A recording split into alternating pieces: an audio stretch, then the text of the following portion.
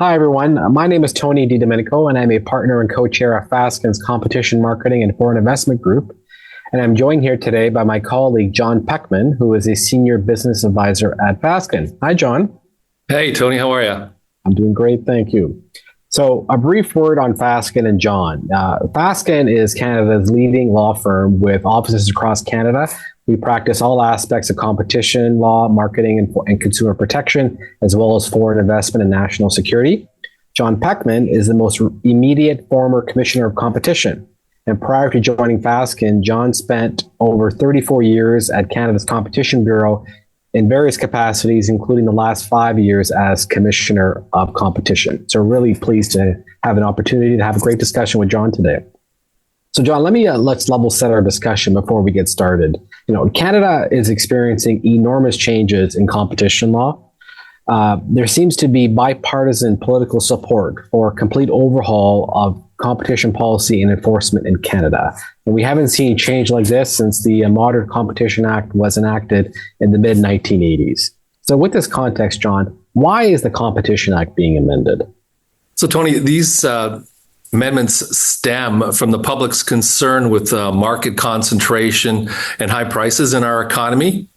So beginning with the rise of the big tech firms and digital markets, and then followed by more vigorous enforcement in countries such as Europe, United States, and elsewhere, Canada, as a little known competition law, caught the public's attention like never before. The competition commissioner, Matthew Boswell, along with others, have persuaded policymakers that Canada needs more competition. The results we have now is an invigorated Competition Act by way of 3 expedited bills in 2 years, with all party support, as you mentioned. And the commissioner has described these changes as generational. The 3 tranches of changes generally strengthen the substantive provisions of the Act, increase penalties for wrongdoing, and creates a new right of private actions regime. You said it well. And what I found most interesting through all of this is that there was bipartisan support. It's a rare thing among policymakers and parliamentarians in Canada. But you seem to have universal support with respect to some form of change. And many of these bills seem to have unanimous support from everyone, which was quite a departure because, as you would know best, but even when I started practicing competition law, not many people knew what I was doing and what this all was about, and had a hard time understanding what role competition policy had in the context of the broader economy. But more and more people are approaching me and you and others who practice competition law with a real sense of understanding it more and wanting to see the relationship that it has with all sorts of policy making in the country. So I think we can all agree that there has been a sea change with respect to the importance of competition law. And with that, we've seen a lot of change. So maybe we should segue now into that change and think through, okay, what are the major changes to the Competition Act in summary? I know there are lots of them, so maybe we can try to get some highlights. Yeah, just some of the highlights. Let's start with merger control, because that's an important facet of business. The efficiencies defense, which had previously allowed anti-competitive mergers to be approved under the law, has now been removed completely. There's rebuttable presumptions that have been introduced, which reverse the burden to merging parties to prove that the proposed merger is not anti-competitive before the Competition Tribunal.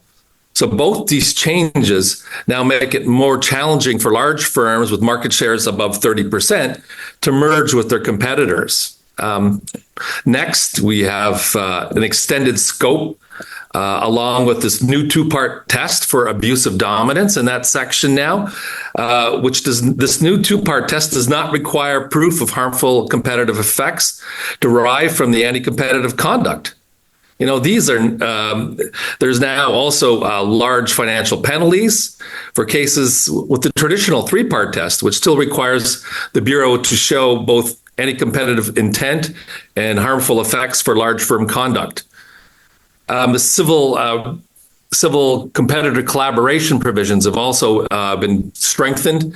And this deals with non-hardcore cartel agreements. So think about strategic alliances and joint ventures between competitors. Now, this provision covers agreements between non-competitors.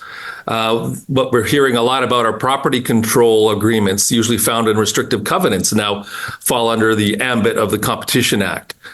So this provision now includes new remedies such as structural orders that allow for the divestiture of assets and shares of companies and impose significant financial penalties. Also, you may recall that the wage fixing agreements and no poach agreements to not solicit or hire between employers are now criminalized. Plus, the Competition Bureau today is able to conduct formal market studies with the means to compel relevant information from businesses by court order. So again, this is new. This is something to be aware of. And as for the consumer protection provisions, there are now stricter prohibitions regarding ordinary selling price, drip pricing, which is, hidden fees, and unsubstantiated greenwashing claims.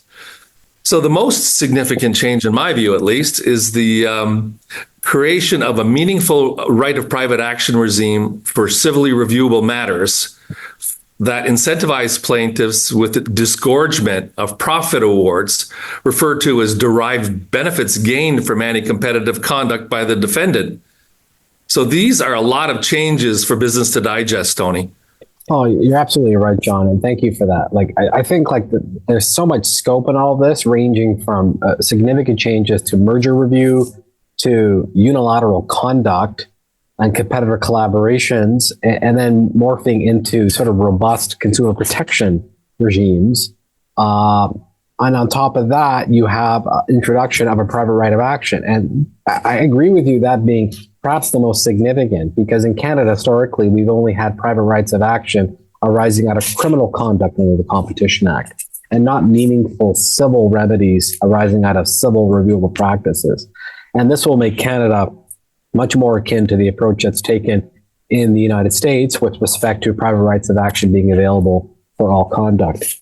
And in thinking through some of these changes, the abuse of dominance change strikes me as pretty significant, because you're departing from arguably a rule of reason regime and moving, although it still is a civil reviewable practice, you can demonstrate an abuse of dominance just with the existence of control or dominance together with a practice of anti-competitive acts. Now, I appreciate that practice of anti-competitive act dynamic has a few components to it.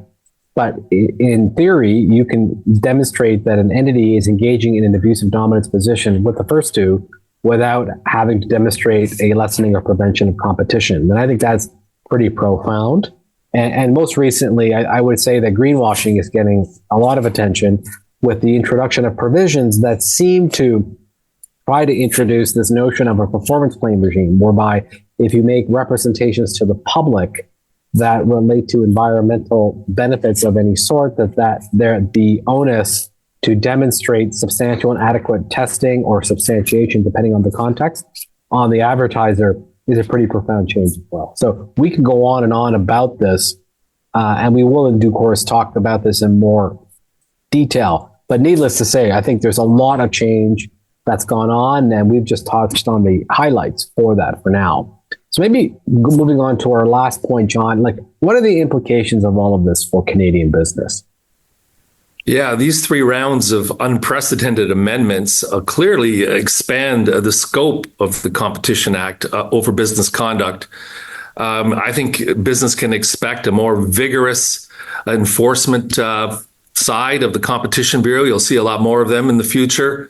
And of course, this new private actions regime with financial incentives for plaintiffs creates significant litigation risks for businesses.